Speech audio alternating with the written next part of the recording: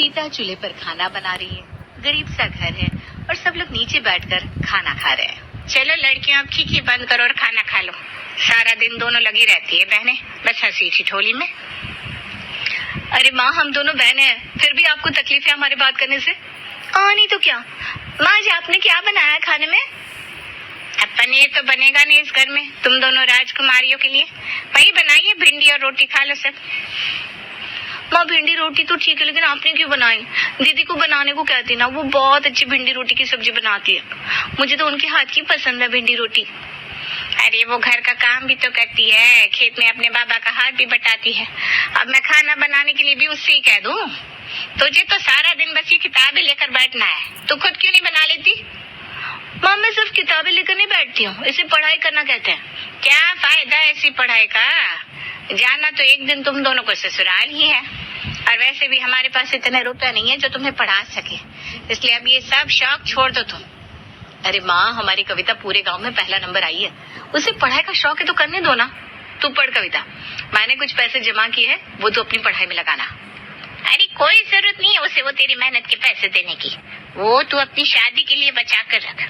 और कविता, तुझे भी जल्दी ये सब छोड़ना होगा, समझी? बाबा तुम दोनों के लिए रिश्ता ढूंढ रहे हैं। मैं पहले से कह देती हूँ, मुझे पढ़ाई करनी है, अपने पैरों पर खड़ा होना, इसलिए मैं अभी शादी नहीं करने वाली। ऐसा नहीं कहते कविता। नहीं दीदी, अगर मुझसे जबरदस्ती की गई तो मैं यहाँ से उड़न छू हो जाऊंगी। देखो ज्योति, कैसे लक्षण है इसके, तभी मैं कहती हूँ लड़कियों को इतना बढ़ाना ही नहीं चाहिए। अरे माँ, कविता बस मजाक कर रही है, वो ऐसा कुछ भी नहीं करेगी। आप हमें भिंडी रोटी दीजिए, बड़ी जोरों की भूख लगी है, फिर मुझे बाबा के साथ खेत में भी तो जाना है। हाँ ये लो। मैं तो तभी खाऊंगी जब दीदी बनाएंगी। हे भगवान, इस लड़की के नखरे ही खत्म नहीं होते। ज्योति और उसकी बहन का छोटा सा परिवार था। ज्योति के बाबा खेतों में काम करते थे और ज्योति उनकी मदद कर दिया करती थी। कविता को तो आपने देख लिया, वो अलमस्त लड़की थी, आज तक उसने किसी की नहीं सुनी थी। लेकिन वो दोनों अब जवान हो गई थी तो बिरजू को अब उनके ब्याह की चिंता सताने लगी थी। अब दोनों बिटिया ही है तो उनके ब्याह के बारे में तो सोचना ही होगा। क्या करे, दोनों के लिए थोड़ा थोड़ा पैसा जमा किया है। अब तुम्हारी दोनों बेटियां शादी के लायक हो गई है। अब बहुत बड़े घर का रिश्ता तो नहीं आ सकता, लेकिन कोई ठीक ठाक घर देकर दोनों के हाथ पीले कर दो। दो जवान बिटियाओं को घर में बिठाना सही नहीं है बिरजू। हाँ, हमें भी उनकी चिंता सताती रहती है, अब क्या करें। तुम्हारी नजर में कोई अच्छा सा घर हो तो हमें जरूर बताना। बाबा, मैं आपके लिए खाना लेकर आई हूँ। कैसी हो ज्योति बिटिया? मैं ठीक हूँ। निर्मल काका, आप कैसे हैं? ज्योति तो काफी बढ़िया और बहुत ही सुंदर हो गई है। हमारे पड़ोसी गांव में रामलाल का बेटा रहता है, वो तुम्हारी तरह खेती करता है। तुम कहो तो हम ज्योति की बात वहाँ चला सकते हैं। नेकी और पूछ तुम चलाओ रिश्ता, हमारी तरफ से कोई दिक्कत नहीं है। ज्योति हमारी पसंद से ही शादी करेगी। अपने बाबा की बात सुनकर ज्योति ने तो कुछ नहीं कहा, लेकिन इस बात से कविता को बड़ा एतराज था, क्योंकि उसे लगता था कि अपनी शादी पे और जिंदगी पे खुद का हक होना बड़ा ही जरूरी है। अरे ये बात तो बड़ी गलत है अम्मा, ना दीदी से पूछा, ना ही उन्हें लड़की से मिलवाया, ऐसे ही उनकी शादी तय कर दी। तुम ना हमें ज्यादा ज्ञान मत दो, तुम्हें पता है हमारे यहाँ ऐसा ही होता है ना। हम तो बाबा से कहने वाले हैं ये सब गलत है। कविता छोड़ो ना, बाबा ने हमारे लिए जो भी किया होगा वो सही किया होगा, काहे इतना शोर मचाना। अरे दीदी, आप समझ नहीं रहे हो, ये आपकी पूरी जिंदगी का सवाल है। ऐसे ही किसी के भी घर चली जाओगी क्या? हमारे गांव में सबका भी ऐसे ही तो होता है, शादी के बाद हर लड़की को निभाना पड़ता है। तुम चिंता मत करो, जो भी बाबा ने तय किया होगा सब सही ही होगा। सही तो कह रही है ज्योति, और तुम्हारे लिए भी लड़का ढूंढना शुरू कर दिए हैं तुम्हारे बाबा। अब ज्यादा ये किताब के मुंह मत लगो। ज्योति को देखो कितनी होशियार हो गई है, रसोई में सब कुछ बना लेती है। हम नहीं करने वाले इस तरह से ब्याह, पहले हम कुछ बन जाएंगे फिर करेंगे ब्याह। हाँ कह देते हम माँ। अरे जरा देखो तो इसके तेवर, इसे क्या लगता है ये कहीं की राजकुमारी है? अरे हमारे नसीब में तो बैंगन की सब्जी भी बड़ी मुश्किल से आती है, इसीलिए तो सालों से भिंडी की सब्जी खा रहे हैं, और ये मैडम चली है पनीर की सब्जी के सपने देखने। जाने दो ना माँ, अभी वो गुस्से में है ना, सीख जाएगी। लाओ हम आपके लिए भिंडी की सब्जी रोटी बना देते हैं, पता नहीं फिर कब मौका मिले आप सबके लिए बनाने का। ज्योति का ब्याह हो गया पड़ोस के गांव लल्लनपुर में, जहां ज्योति के पति लक्ष्मण खेती करते थे। खेत ज्यादा बड़ा नहीं था, लेकिन वहां एक तो सब्जी तो उगी जाती थी। परिवार में सास ससुर थे जो काफी बुजुर्ग थे। अम्मा आपके लिए परवर लाए हैं और रोटी लाए हैं, लीजिए। अरे कभी परवल, टिंडे और आलू की सब्जी बनाकर लाती हो, कुछ और बनाना नहीं आता क्या तुम्हें? अम्मा बाजार में सब्जी इतनी महंगी हो गई है कि कुछ भी सस्ता मिलता ही नहीं। ये तो हमारे खेत की सब्जी है, इसलिए यही बना देते हैं। हमने तो सुना था तुम भिंडी की सब्जी बढ़िया बनाती हो बहू, कभी वो भी खिला दिया करो। हमने इस बार खेत में भिंडी की सब्जी उगाई है। उसके बीज थोड़े महंगे थे, लेकिन हमने डाल दिए। जब भिंडी उग जाए तो अगली बार वही बना देना। जी बिल्कुल, वही बना देंगे। आप थक गए होंगे, हम आपके लिए पानी ले आते हैं। हमारे सीने में जलन सी हो रही है कई दिनों से, हमारे लिए भी ठंडा पानी ले आओ जरा। बाबा, आपको डॉक्टर को दिखाना होगा, वैद की दवा से काम नहीं चलेगा। लगता है कुछ असर ही नहीं हो रहा। यहाँ के डॉक्टर की दवा भी कहाँ लग रही है। हम तो कहते हैं इन्हें शहर के डॉक्टर के पास दिखा लाते हैं। अरे शहर के लिए भी तो पैसे लगते हैं ना। एक तो तुम्हारे बाबा ने ठीक से ब्याह में कछु दिया भी नहीं। माँ, तुम काहे ज्योति को दोष दे रही हो? हमने भी तो जीवन में इतना कुछ कमाया नहीं कि जीवन आसान हो सके। हमारे पास कुछ पैसे हैं बचाए हुए। हम जब बाबा के साथ खेत पर काम करते थे ना, तब कई घरों में खाना बनाने जाते थे, उसी से बचाए हैं। आप ये रख लीजिए, आपके काम आएंगे। ठीक है, मैं कल ही बाबा को शहर में ले जाता हूँ। ज्योति के ससुराल की आर्थिक हालत इतनी अच्छी नहीं थी, लेकिन ज्योति ने कभी शिकायत नहीं की। उसकी सास उसे ताने मारती, लेकिन वो कभी भी पलटकर जवाब नहीं देती थी। अरे क्या जरूरत थी पड़ोस की जान की भिंडी की सब्जी देने की? यहाँ क्या पैसे पेड़ पर उगता है? वो माँ जी, उनको भिंडी की सब्जी की खुशबू आ रही थी पड़ोस से, तो उन्होंने मांग ली। अब किसी को अन्न के लिए मना करना मुझे सही नहीं लगा।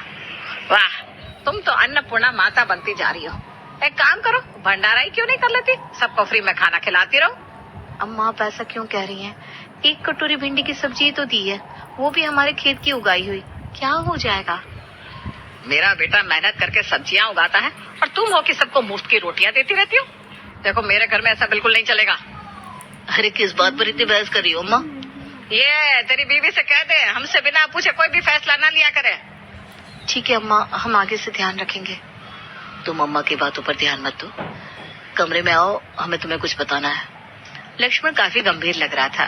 ज्योति उसे देखकर समझ गई कि कोई परेशानी वाली बात है, लेकिन उसे ये नहीं पता था कि ये बात उसकी बहन कविता से जुड़ी हुई है। ये आप क्या कह रहे हैं? कविता ऐसा नहीं कर सकती। हमने पूछताछ करवाई है तुम्हारे गांव में, यही सच है। कविता घर छोड़कर चली गई है। सुनने को मिला है कि उसे शादी नहीं करनी थी, इसलिए वो घर छोड़कर चली गई। कविता को ऐसा नहीं करना चाहिए था। अम्मा बाबा पर क्या बीत रही होगी। तुम्हारे बाबा ने कविता से सारे रिश्ते तोड़ दिए। पता नहीं कविता कहाँ होगी, क्या करेगी वो शहर में। हमें तो लगता है कि वो थोड़े ही दिन में वापस आ जाएगी। तुम चिंता मत करो। हमने अम्मा के सामने ये बात नहीं कही, क्योंकि वो बात का बतंगड़ बना देती।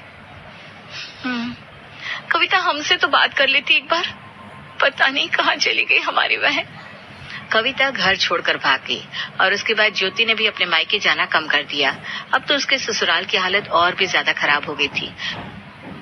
उसकी शादी को 2 साल हो गए थे, लेकिन अभी तक उसकी परेशानियां कम नहीं हो रही थी। हमें बाबा को फिर से शहर ले जाना होगा। इस बार जो पैसे बचाए हैं इसी में खर्च हो जाएंगे।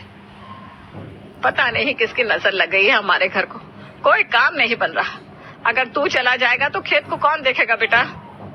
इस बार की फसल कुछ खास नहीं हुई है अम्मा, सिर्फ भिंडी और आलू की सब्जी अच्छी बनी है। उसे भी बाजार में जाकर बेचना होगा। आप बाबा को अस्पताल ले जाइए, हम भिंडी बेच कर आते हैं बाजार में। उसी से जो पैसे मिले हम गुजारा कर लेंगे। आप चिंता मत करिए, हम यहाँ सब संभाल लेंगे। बाबा के इलाज में कुछ दिन और महीने भी लग सकते हैं। हम तुम्हें फोन करेंगे, अपना और अम्मा का ख्याल रखना। जी हाँ, हम है ना, आप जाइए। लक्ष्मण बाबा को लेकर चला जाता है। ध्यान रखेगी, खास ध्यान रखेगी, कहीं ऐसा ना हो कि हमारे भूखे मरने के दिन आ जाए। अम्मा, आप काहे ऐसा कह रही हैं? जब तक आपके बेटे नहीं आते हम आपका ख्याल रखेंगे। पहले तो ये भिंडी और आलू की सब्जी बेच कर आओ बाजार में, तो घर में कुछ राशन आ सके। हम अभी जाते बाजार। ज्योति भिंडी और आलू की बोरी लेकर बाजार में बेचने को निकलती है, लेकिन उसे उस सब्जी का कोई भी सही दाम देने को तैयार नहीं था। नहीं, हम ये भिंडी और आलू के ज्यादा पैसे नहीं दे सकते।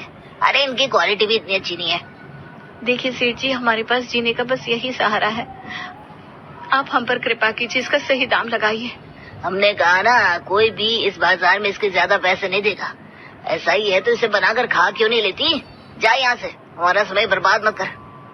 अब हम क्या करें? अगर घर पर पैसे नहीं ले गए तो राशन कहाँ से आएगा? तभी बाजार में आवाज आती है। छोले चावल ले लो, छोले चावल भरपेट खाओ, एक प्लेट में भरपेट खाओ, आओ आओ। कांजीलाल ने सही कहा कि हम भिंडी आलू बनाकर भी तो बेच सकते हैं ना, क्यों ना हम भी इसी बाजार में बेचें। भिंडी और आलू की सब्जी और रोटी, हाँ यही सही रहेगा। हम कल ही यहाँ अपना ठेला लगाएंगे। ज्योति बिना पैसे के घर जाती है। बताओ कितना मुनाफा हुआ? अम्मा बाजार में तो कोई भी इसके सही दाम नहीं दे रहा था। क्या? तो खाली हाथ आ गई तुम? अरे पहले तो बड़ा कह रही थी हम सब कुछ संभाल लेंगे, अब क्या हुआ? अम्मा हमने तय किया है कि हम इन्हीं भिंडी और आलू की सब्जी और रोटी का ठेला लगाएंगे। हमारे हाथों की सब्जी बड़ी ही स्वाद बनती है, हमें यकीन है कि वो बहुत बिकेगी। लो अब ये नया चोचला लेकर आई हमारी बहू। पता नहीं कब हमारा बेटा आएगा और कब हमारा पेट भरेगा। अम्मा हम पर विश्वास कीजिए, हम बहुत मेहनत करेंगे और इस ठेले को कामयाब बनाएंगे। तुम्हें जो करना है करो, हमें कोई मतलब नहीं है। ज्योति ने अगले दिन से ही वो भिंडी और रोटी का ठेला लगाना शुरू कर दिया। उसके हाथ की भिंडी और रोटी की सब्जी जिसने भी खाई वो उसका दीवाना हो गया। बाजार में हर जगह ज्योति के ठेले की ही चर्चा हो रही थी। मालिक इसकी हिम्मत देखिए, हमारे ही बाजार में भिंडी रोटी का ठेला लगाया इसने। अरे लगाने देना ये हमें कहाँ जानती है। हमें इसने अपने भिंडी आलू नहीं बेचे थे ना। कल देखना हम कैसे इसका ठेला हटाते हैं। आज तो बड़ी अच्छी कमाई होगी। आज घर का राशन भर लेती हूँ, अम्मा भी खुश हो जाएगी। आ गई? कितने का नुकसान किया बताओ तो?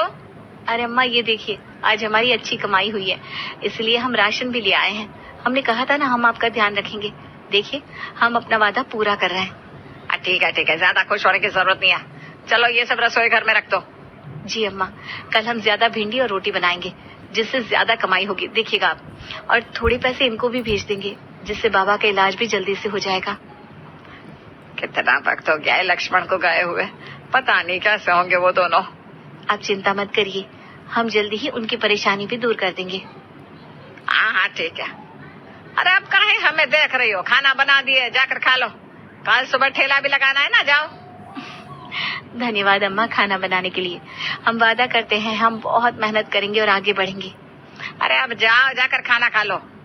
ज्योति की मेहनत रंग ला रही थी। उसकी भिंडी और रोटी सबको बड़ी पसंद आ रही थी, लेकिन कांजीलाल से ज्योति की खुशी बर्दाश्त नहीं हो रही थी, इसलिए आज वो एक कागज लेकर ज्योति के ठेले पर आ गया। अरे हम कह रहे ना, यहाँ तुम अपना ठेला नहीं लगा सकती हो। कारट की तरफ से नोटिस है तुम्हारे लिए।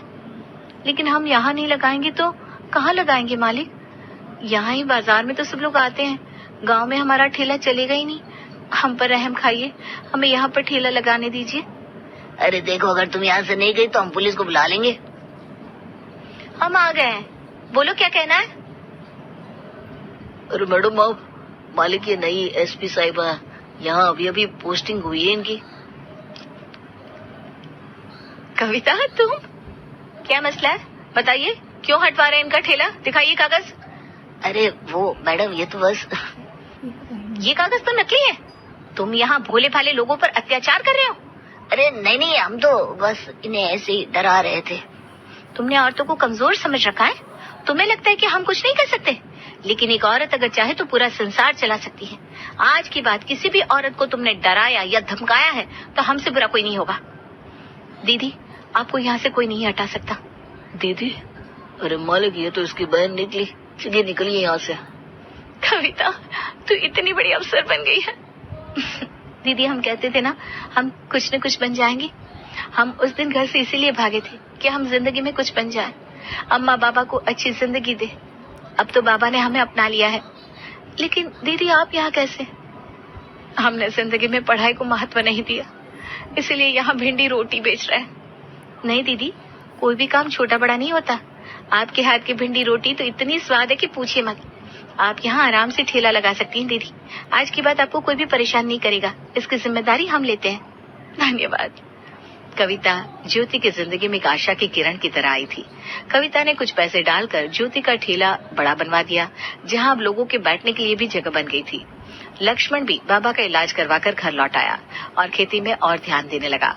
लेकिन कविता के आने से एक और इंसान था जो बिल्कुल सुधर गया था। अरे ज्योति बिटिया बताओ ना अपनी बहन को कि हम तुम्हारा कितना ध्यान रखते हैं, है ना? अरे ये तो हमारी बहू नहीं है, बिटिया की तरह है। हम तो अभी इसके साथ ही यहीं ठेले पर ही बैठते हैं। दोनों सास बहू भिंडी रोटी बेचते हैं। हम तो घर से अपना बनाया अचार भी लाते हैं। यहाँ ग्राहकों को ना बड़ा ही स्वाद लगता है। बताओ ना अपनी बहन को ज्योति। दीदी आपको कोई तकलीफ तो नहीं है ना? अरे नहीं छोटी, हमें कोई तकलीफ नहीं है। तुम्हारे आने से अब सब कुछ ठीक हो गया है। अब अम्मा और मैं दोनों भिंडी और रोटी बेचकर अच्छा खासा पैसा कमा लेते हैं। हमें खुशी है कि आपने अपने हुनर को जाया नहीं जाने दिया। इसी बात पर हमारे लिए भिंडी रोटी की एक प्लेट लगा दीजिए मैडम। अरे हम लगा देते हैं, बैठो बैठो। ज्योति बिटिया तुम आराम करो। हाँ Creators looking for an edge over the competition? Get 50%